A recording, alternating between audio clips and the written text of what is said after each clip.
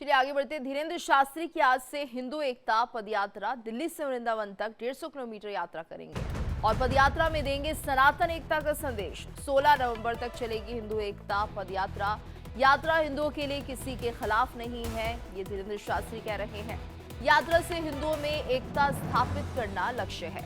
तो आज से बागेश्वर धाम के पीठाधीश्वर आचार्य धीरेन्द्र कृष्ण शास्त्री हिंदू एकता पदयात्रा की शुरुआत कर रहे हैं और करीब 150 किलोमीटर की ये यात्रा आज दिल्ली के छतरपुर में मां आद्या कात्यायनी मंदिर से शुरू होकर 10 नवंबर को वृंदावन में श्री बांके बिहारी मंदिर तक जाएगी।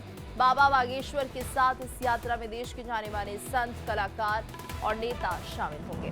तो यात्रा को लेकर धीरेन्द्र कृष्ण शास्त्री ने बताया कि इस पद यात्रा का मुख्य उद्देश्य सनातन संस्कृति, हिंदू एकता और राष्ट्रवाद को मजबूत करना है।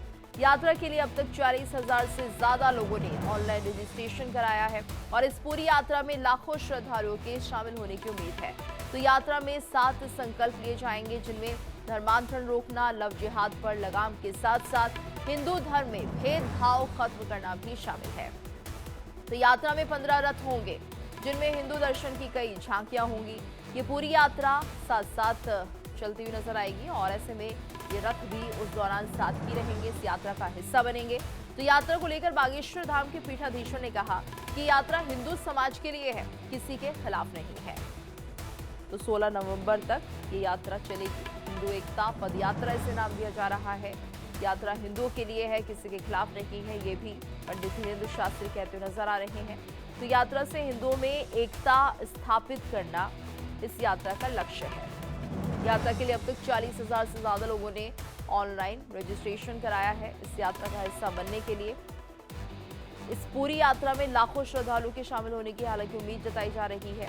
यात्रा में 7 संकल्प लिए जाएंगे, जिनमें धर्मांतरण को रोकना प्रमुख होगा, लव जिहाद पर लगाम लगाने के साथ साथ हिंदू धर्म में भेदभाव खत्म करना भी शामिल है।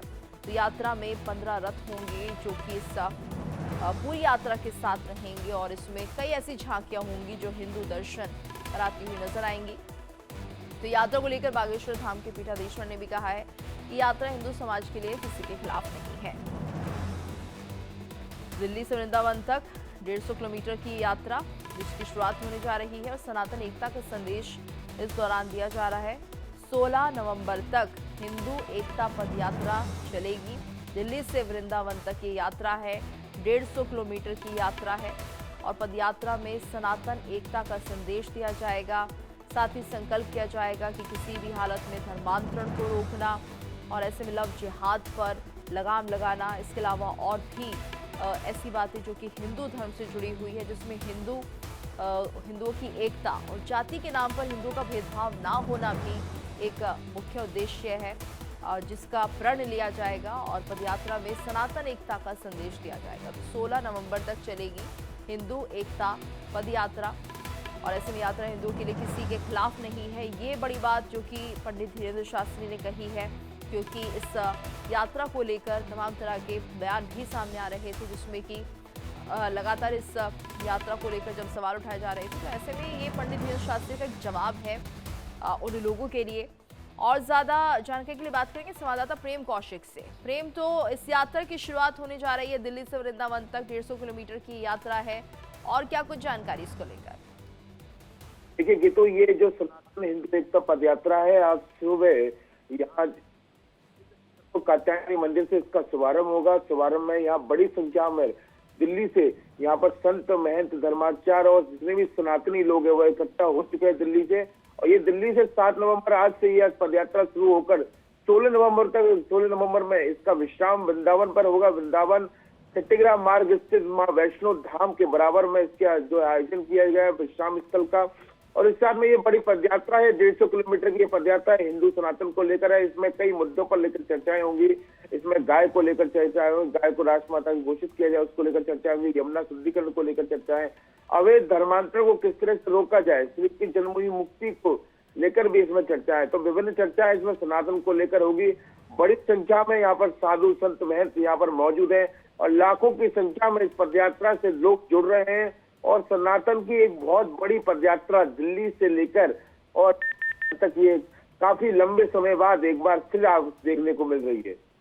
बिल्कुल। और यहाँ पर प्रेम देखिए, हिंदुओं को जोड़ने का ये मुख्य उद्देश्य है पंडित धीरेन्द्र शास्त्री का, और कुछ संकल्प भी लिए जा रहे हैं जिसमें धर्मांतरण का मुद्दा रहेगा, लव जिहाद का मुद्दा रहेगा, और हिंदू धर्म को जाति के आधार पर नहीं बांटना चाहिए, ये भी एक संकल्प रहेगा जो इस दौरान लिया जाएगा। बिल्कुल, ये तो इस तरह से धीरेन्द्र शास्त्री महाराज का कहना है कि ये जो सनातन की पदयात्रा है, ये पदयात्रा का उद्देश्य उनका यही है कि वह हर जाति वर्ग के, हर समुदाय के वर्ग को लेकर साथ चलेंगे। जिस तरह से संदेश समाज में जाए कि जो आज का समय है वो बंटने का नहीं है, एकजुटता होकर देश को आगे बढ़ाने का है। उनका साफ तौर का जो लक्ष्य है इस पदयात्रा का, यही संदेश देने का है। इसी के साथ वह अपने माध्यम से, अपने वीडियो के माध्यम से हर बार ये कहते हैं कि इस पदयात्रा में किसी भी प्रकार के, किसी भी मजहब के लोगों से कोई भी प्रकार का ना भेदभाव करें, ना ही किसी भी तरह से। जिस तरह से ये पदयात्रा यहाँ दिल्ली से शुरू जब होगी और दिल्ली से शुरू होने के बाद में हरियाणा